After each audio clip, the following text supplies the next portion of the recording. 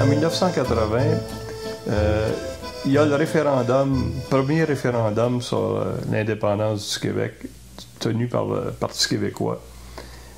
Le mouvement syndical, mais la FTQ en particulier, s'embarque dans la campagne en faveur du oui, et les travailleurs unis de l'automobile sont parmi ceux qui font une campagne très active. Parmi les affiliés de la FTQ, c'est un des groupes qui s'est vraiment investi. Alors, comment tu as vécu ça, cette période-là?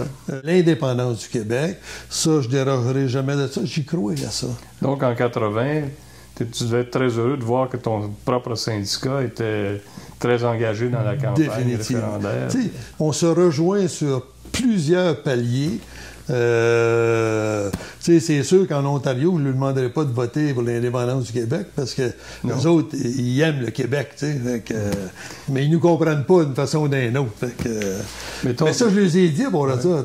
Mais ton syndicat a quand même été un des syndicats les plus respectueux des volontés des membres québécois. Exact.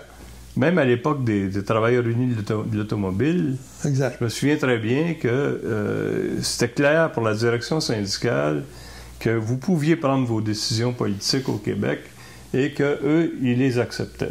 Ils n'essayaient pas de vous convaincre de... T'as entièrement raison. C'est McDermott, je pense, à l'époque. Ouais, McDermott.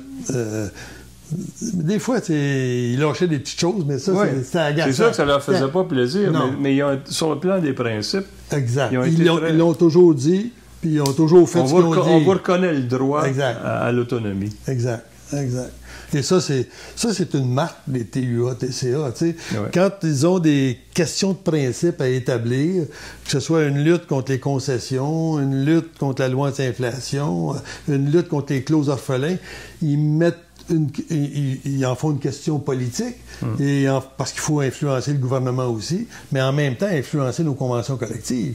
Parce que plus qu'il y aura de conventions collectives qui vont avoir ces droits-là, bien, plus une loi va être facile à obtenir, parce que plein d'employeurs l'auront, donc ils vont dire plus facilement oui. Je me souviens que c'était non seulement le respect de votre choix politique, mais vous aviez des moyens qui vous étaient donnés aussi par le syndicat.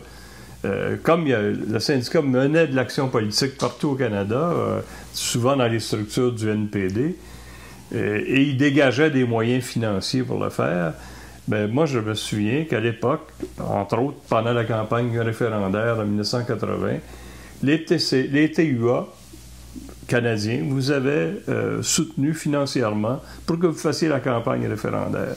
Exactement. C'est remarquable. Oui, et ils l'ont fait à chaque campagne qu'on faisait. Ouais. Quand on donnait un appui au Parti québécois, ils nous aidaient, on travaillait, parce que juste pour faire des documents, ça prend de l'argent. Juste pour... faire des affiches. Des affiches. Faire des tournées, des assemblées. Faire des tournées, des assemblées, parler à tout le monde. Donc, il y a des coûts attachés à ça. Et effectivement... ils nous ont toujours appuyés. Puis je pense que White reconnaissait en René Lévesque, même Parizeau à l'époque avait eu des discussions avec White et il trouvait que c'était quelqu'un avec qui on pouvait travailler. 95, ça a été des années difficiles aussi. Oui, le référendum.